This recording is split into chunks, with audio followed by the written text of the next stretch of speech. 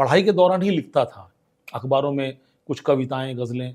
तो फिर उसके जो एडिटर्स थे वो मुझे बहुत 12, 13, 14 साल की उम्र की बात है ये, हाई स्कूल के समय की बात है। तो उन लोगों ने मुझसे कहा कि तुम कुछ और भी लिख सकते हो क्या? तो मैंने उन्हें 1-2 टॉपिक लिख के दिए, तो उन्होंने छापना शुरू कर दिया और मैं 14-15 साल की उम्र में कॉलम राइटर बन गया लोकल अखबारों में। वाह! और इस तरह से एक जर्नलिस्ट बन गया, मतलब इनडायरेक्टली, यानी फ्रीलांस जर्नलिस्ट बन गया। जी। मुझे उन्होंने एक प्रेस क्लब का कार्ड भी दिया। तो जब प्रेस क्लब की मीटिंग होती थी वहाँ जाता था, मैं बड़ों को सुनता था, तो वो लोग मुझे काम देने लगे और कुछ-कुछ पैसे भी मिलते थे। वाह! कभी ₹200, कभी ₹300 मनी ऑर्डर आते थे। वेरी तो गुड। सर उस समय वो अच्छी खासी रकम होती थी बहुत और रकम। बड़ी बड़ी इज़्ज़त, लोग कहते थे छोटा-सा लड़का ये सब लिखता है। कुछ लोगों को लगता था शायद ये खुद लिखता नहीं, किसे लिखवाता था। मैंने कहा यार मेरे फादर के पास टाइम नहीं होता, वो सवेरे ऑफ़िस जाते हैं, रात में आते हैं, और उनकी हिंदी इतनी अच्छी नहीं थी, क्योंकि वो बंगाल नहीं, से वो आए थे। बंगाली हाँ, है। वो उत्तर प्रदेश में पैदा नहीं हुए थे, उनकी इंग्लिश और बांग्ला अच्छी थी, हिंदी थी अच्छी, ठीक। लेकिन ऐसी नहीं थी कि अखबार में लिखी जा सके। जी। फिर धीरे-धीरे कुछ जगह पर मैं ऐसी जगह पर कि वहीं पर बैठ के एक टॉपिक दिया गया और वहीं लिखी हाथ के हाथ। तो फिर वो भी लिखा मैंने और उसमें फर्स्ट आया, तो लोगों को विश्वास हुआ कि नहीं, इसके अंदर एक प्रतिभा है। और इस तरीके से एक लेखन के प्रति जो है मेरा शौक चढ़ता गया। उसमें फिर कविताएँ जुड़ गई, गज़लें जुड़ गई, आर्टिकल्स जुड़ गए, स्टोरीज़ जुड़ गई, और इस तरीके से मेरा एक रुझान इसकी तरफ चल पड़ा। फिर जब मैं दिल्ली आया तो वहाँ मुझे अखबार में नौकरी मिल गई और मैं दिन में वकालत करता था एज़ अ जूनियर लॉयर। मेरे मकान मालिक ही मेरे जो है लॉयर थे, गुरु भी थे वो। ओके। और वहाँ मेरे कई सारे बैचमेट्स जो है वहाँ वो प्रैक्टिस कर रहे थे एज़ अ जूनियर लॉयर।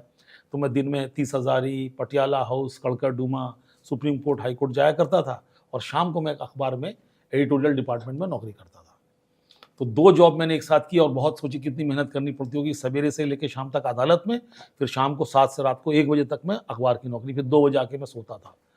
और 1 दिन हफ्ते में छुट्टी यहाँ मिलती थी और वहाँ कोर्ट से संडे को, या किसी दिन स्ट्राइक हो जाए या हाँ, इस तरह से कुछ या हो जाए। नेशनल हॉलिडे हो जाए। हाँ, ऐसे हो जाता था। जी। बट इस चीज़ ने मुझे सिखाया बहुत। आप समझ सकते हो कि अखबार में दुनिया भर की खबरें आती थीं, उनको पढ़ना, समझना, उसके अंदर कितनी बिटवीन द लाइन्स क्या है, फिर उसका हेडिंग बनाना, क्योंकि प्रिंट मीडिया में ऐसे ही करना होता। 300-400 अखबारों में से, खबरों में से मुझे 60-70 खबर छापनी होती थी, तो उसको छाँटना, कौन-सी खबर कितनी बड़ी होनी चाहिए, इसकी एक तमीज़, उसका एक लेआउट। दूसरी तरफ कोर्ट में जा रहे हो आप, वहाँ पर मुकदमे हो रहे हैं, लोगों की परेशानियाँ देख रहे हैं, और वो 30 हज़ारी जैसी बड़ी कोर्ट, पटियाला हाउस जैसी बड़ी कोर्ट, वहाँ पर एक ही कहानी के 2 वर्जन सुन रहे हैं।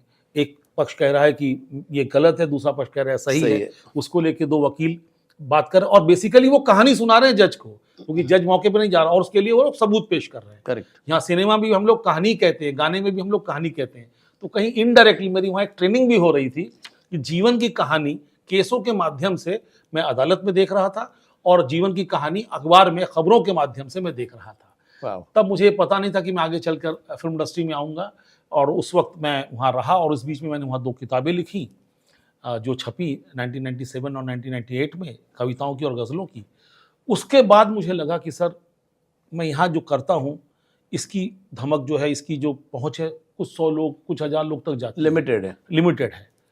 अगर मैं फ़िल्मों में ये काम कर पाऊँ, तो शायद इसकी पहुँच बहुत ज़्यादा हो सकती है।